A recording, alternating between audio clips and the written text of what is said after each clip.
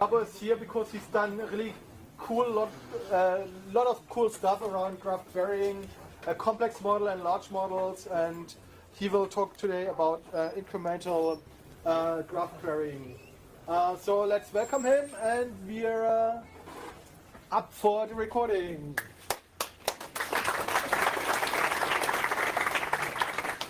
So, welcome everyone. My name is Gábor Szárnyas. I'm a PhD student at the Hungarian Budapest University of Technology and Economics, and I also worked as a visiting researcher in Canada at McGill University. My talk today will be about incremental graph queries with openCypher. So, let's dissect this title and first talk about incremental graph queries. Why would you want to use incremental graph queries? Well, let's imagine a simple railway network where there are railway segments and trains are traveling all along the railway network. Obviously, this is a safety critical system, so if there is some malfunction or a design error in the system, serious damage in property can occur or life can be threatened. So it's absolutely important that we get this right and we closely monitor this system 24 hours a day, 24 hours a day and 7 days a week. So we define constraints that must be kept during the running of the system. For example, if we have trains too close to each other, we might issue a dangerous proximity and say that one of the trains must stop as they might crash. Also, in this system, there might be switches that navigate the trains, and there is an interesting constraint in railway networks is that if the switch is set to a diverging position, then the train cannot travel from the other direction because it might damage the switch. This is called trailing the switch. This is also something that we want to avoid because it damages valuable hardware. Okay, so how do we model this as a graph? It's not that difficult. We just say that each segment will be a node in the graph, the trains will be nodes in the graph, and then the switch will be a node in the graph, storing its position as divergent.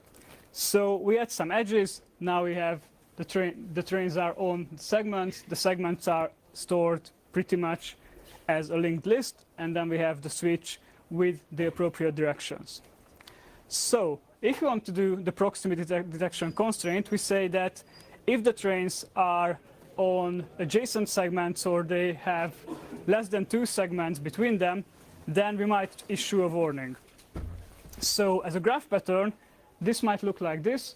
We have a train, a segment, and then there is a single segment or 2 segments between the segments that the trains are on. This is pretty much a simple Cypher query. You can just take the graph pattern and describe it in the usual Cypher syntax.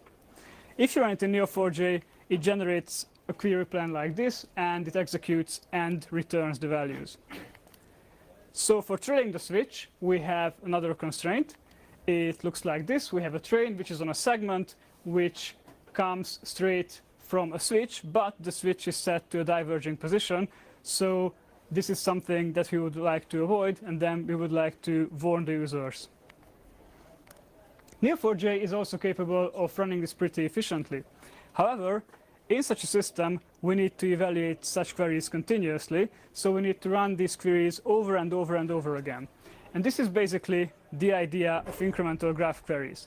We register a set of so-called standing queries in the system, and we continuously evaluate these queries upon each change in the graph. There is a quite simple algorithm which is called the RETE algorithm. It actually comes from 1974 and was originally designed for rule-based expert systems. The main idea of the RETE algorithm is that it indexes the graph and caches the interim results in a network. RETE actually means net in Latin, so this defines a propagation network for the query, and it stores the results so that it can only maintain the results upon changes. So how does this look like in practice? For the second constraint, trailing the switch, we have the graph pattern, and this is our RETE network. As you can see, you have your usual relational algebraic operators like joins, selections, and projections. So if we take the graph, then first what we do is index the graph for the appropriate edges. So first we gather the on edges to the indexer on the left. Then we gather the straight edges to the indexer on the right. And now we start to calculate the results for the graph pattern. So what we do is join the nodes that are connected. So we have the train on the segment and next to a switch. We do a filtering operation which enforces that the switch is in a diverging position. And then in the end, we project, and we only need the number of the train and the switch that is next to the segment. So what's the advantage of this approach? Well, if the train moves slightly, for example, it moves from E to segment D, then we only have to recalculate a small portion of the network. In this case, we propagate the change through the on indexer, and then there are no more matches in the join operator, so we have no more issues because the trailing the switch constraint is now not violated. So to summarize, usually graph databases and relational databases use batch queries, which are more request driven. There is a client, and the client issues a query, the database calculates the query results, and it returns the results. The results are obtained on demand, so the client has to specifically ask the database for the query results. In contrast, incremental queries are more event-driven, so the client registers a set of queries in advance, and then for each change in the graph, the results are maintained, and this is a continuous loop. The query results are always available for the client. So in the past, there have been many implementations for incremental query engines. One of the most well-known is the CLIPS rule-based expert systems, which was developed at NASA. There is Drew's Reta-based engine, which is part of the JBoss stack and is developed by Red Hat. And our university developed the Viatra query framework, which works on the Eclipse modeling framework and is quite widely used in the modeling community. We actually have a spin-off company called Inquery Labs, which continuously develops Viatra and provides support. So these are the academic and industrial tools, and we have some very prototypical tools like Instance, which works on RDF and is developed by Aalto University. We have a Scala-based solution called i3QL, developed by the Technische University of Darmstadt. And we have InquiryD, which was my early PhD project in my university. So what we don't have is a property graph-based implementation. So as far as we know, there are no incremental query engines for property graphs yet. But this is about to change. So first, we need a good query language and a good ecosystem that we can integrate with. So what is openCypher? As you probably know, the Cypher query language aims to be the sequel for graph databases. So this means that Neo technology tries to provide a standard for its query language. This comes with the obvious advantages that users will not be afraid of getting logged in with a specific vendor. Instead, they can rely on the grammar specification and the reference implementation, and also the openCypher kit provides a so-called technology compatibility kit, which allows the developers to test their own openCypher compliant engines if they really comply with the rules of the openCypher language.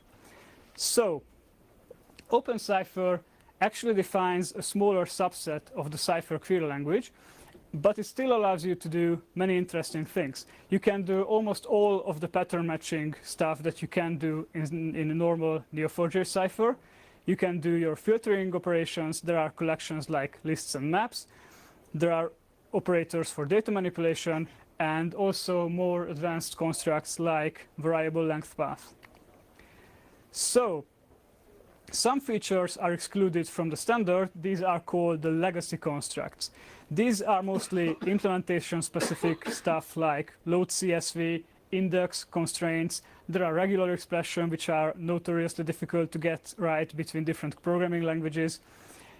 Some of the more sophisticated list functions, for example, reduce, are removed because these are very powerful and you can almost program with reduce in your queries.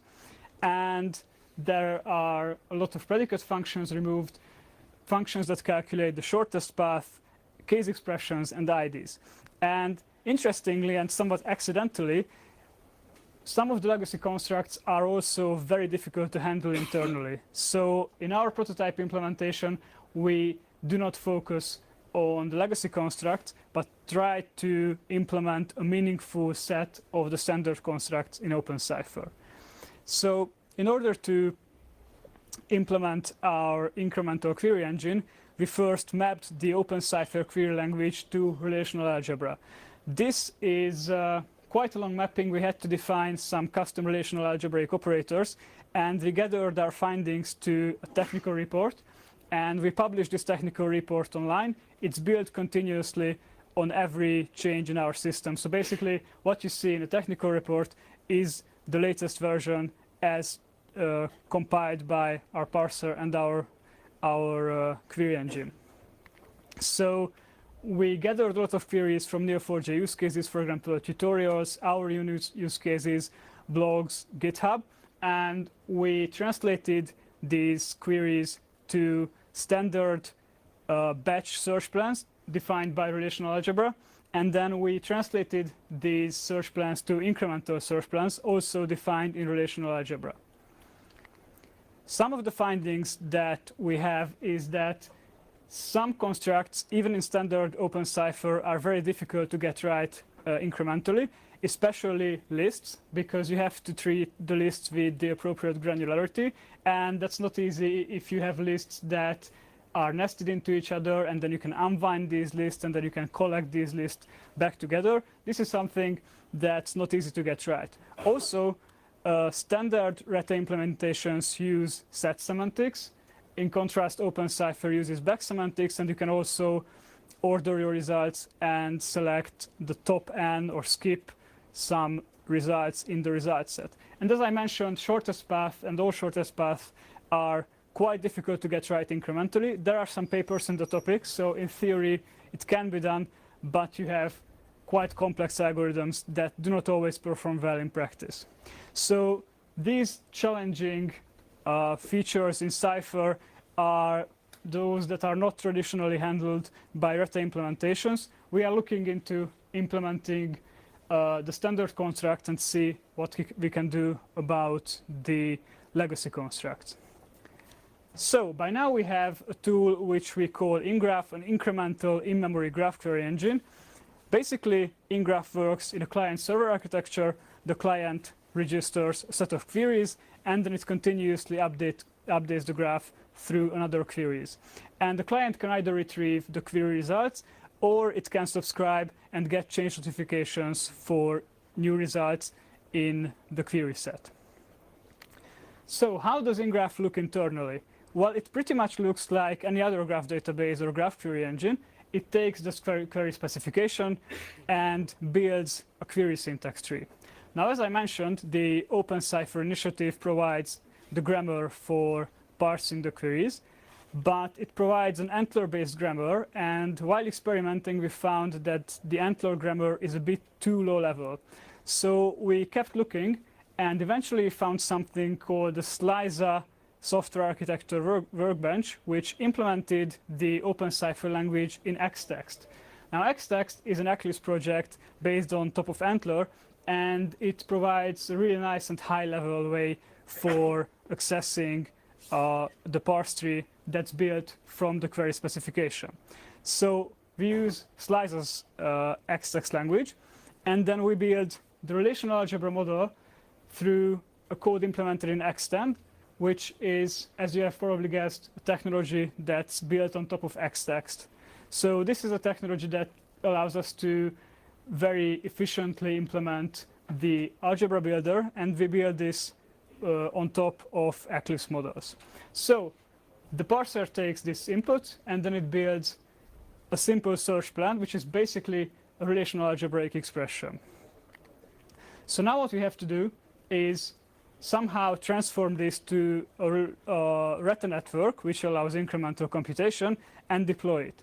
So first, we transform it and add some optimizations. Interestingly, for the transformation and the optimization, we use Vietra, which on its own is an incremental graph query engine. So we use an incremental graph query engine to drive another incremental graph query engine. In the end, we get a bit more complex network, which is the Reta network, and we use our query deployer, which uses asynchronous technologies and functional programming like Scala and the Akka toolkit. So why do we use these technologies?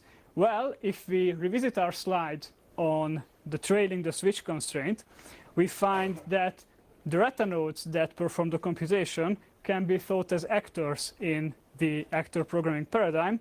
And actually, this model lends itself very well to the actor programming paradigm, because you can think of the propagation of the tuples in the network as asynchronous messages, and this works pretty well in practice. We did a lot of experiment with parallel implementations and distributed implementations, and they scale quite well, but they are pretty difficult to set up. So currently, InGraph is a single node tool, but it, in theory, can work on multiple computers as well. So one of the challenge that was pretty difficult is to get properties right, because traditionally Reta uses simple tuples. You have primitives like IDs, strings, booleans, floats, and so on. In contrast, here we have something like t.number, which is a primitive, and then we have SW, which is a switch, which is a whole node in the graph. So what we do is we build a Reta network first, and then run a three-step inferencing. First, we say that we infer the schema of the operators. So we start with the schema of the indexers and then build up the tree. Second, we start traversing down the tree and gather something called the extra attributes that will be required for computation or for returning the query results. So we gather the numbers, and then we see that we need, for the filtering, the position of the switch. So we also note that we need the number and the switch position. We propagate this to the bottom. We notice that we have to propagate the number to the right, and then the number to the left, and then the position to the right, so like so. And then finally, we traverse the tree from the bottom to the top and infer the schemas again. And then we have the schemas, and this comes with the advantage that we don't have to unnecessarily propagate the whole nodes and the whole relationships up this tree, and this saves a lot of memory in practice. So let's revisit the railway model. As I said, in practice, we want all of these queries to be evaluated 24 hours a day, 7 days a week. So continuously, and all queries must be evaluated. Fortunately, this is quite easy with the Reta network, because we can use the Reta network to check multiple queries. So as you've noticed, on the right, we have the trailing the switch constraint, and on the left, we have a new constraint which takes care of close proximity. So it checks if the trains are in too close proximity to each other. And as you can notice, we have a feature called node reuse, which means that if we have a node that is used by multiple parts of the Reta network, then it can be reused, and this saves a lot of memory if you have a lot of constraints. So the figure also shows that the Reta network is basically a DAG, a directed acyclic graph, and that allows it to reach a fixed point pretty quickly upon evaluation. So how does this Reta network work in practice? We have another animated slide for that. Basically, we have a bit more indexers, and then we evaluate the projections. We calculate the join. We now find that train 1 and 2 are too close together, so we issue a warning to the user that 1 and 2 are too close together. 1 is on A and 2 is on D. So some time passes, and our train moves from segment D to segment E. And this shows the advantage of the Reta network, because now we only have to propagate the changes to the indexer. We change the 2D tuple to 2E, and then we have no results on the dangerous proximity results, but we will have some results in trailing the switch, because this train is about to hit the switch that's set to a divergent position, and obviously, as I said, this is a maneuver that's illegal in railway systems. So I would like to highlight some use cases. We have a model validation framework called the train benchmark, which is also built around a railway network, but instead of doing runtime checks, we do checks during the design of it. We have a static analysis framework for JavaScript source code that I will talk about in a minute. And also, I think that incremental queries can be beneficial for all use cases where you have standing queries on a large and continuously changing graph. So if you have a fraud graph and you would like to detect fraudulent links or users that are doing fraudulent behavior, then incremental graph queries can be very useful. Also, if you have a huge IT infrastructure, that can also be modeled as a graph, and obviously it's changing very quickly, and you would like to have a lot of warnings in case something goes wrong. So the first use case, the train benchmark railway validation, is basically a benchmark paper with the implementation available on GitHub. We implemented a set of scalable generators. We can generate graphs in the Eclipse modeling framework, property graphs, the semantic webs, RDF format, and SQL for relational databases.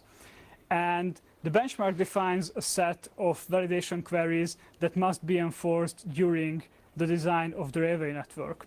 We implemented this for more than a dozen tools and implemented automated visualization and reporting stuff.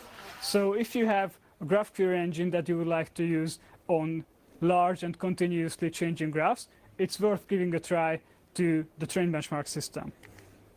Another use case is the static analysis of JavaScript applications. This is a very simple example. You have a division by 0 in your source code, and you can detect this by building a syntax tree and doing pattern matching on the syntax tree. So basically, this Cypher query allows you to catch division by zeros in your source code. Now, obviously, this is a very simple example. So in practice, you have much more power when you have your whole repository represented as a graph. You can do stuff like that code detection in your whole repository. You can do type inferencing if you don't use TypeScript or any other languages that allow static typing for JavaScript. And then you can use these for generating unit tests for your code. So until now, we formalized most of the standard openCypher language and gathered our findings to a technical report and implemented a research prototype for the railway model validation queries. In this quarter, we plan to use the TCK tests, which are provided with openCypher. This will allow us to increase the coverage of our mapping and probably will also reveal a lot of bugs in our parser and in our query engine. And once we are done with that, we will implement a more sophisticated optimizer using technologies from the Apache stack, probably Spark Catalyst or the Calcite system. And we plan to publish our benchmark results in a top-tier academic conference. So to summarize, I presented some open source projects, the InGraph project, which allows you to evaluate incremental graph queries in openCypher. There is a train benchmark system that allows you to benchmark such queries on realistic large data sets. And then we also have a very interesting demonstrator called the Modes 3 project, which is the model-based demonstrator for smart and safe systems. This is a demonstrator that revolves around the idea of a cyber-physical system, and it uses a model railway and a lot of real-time computation to make sure that the model railway works safely. These are all available on GitHub with continuous build and licensed under the Eclipse public license. Thank you for your attention.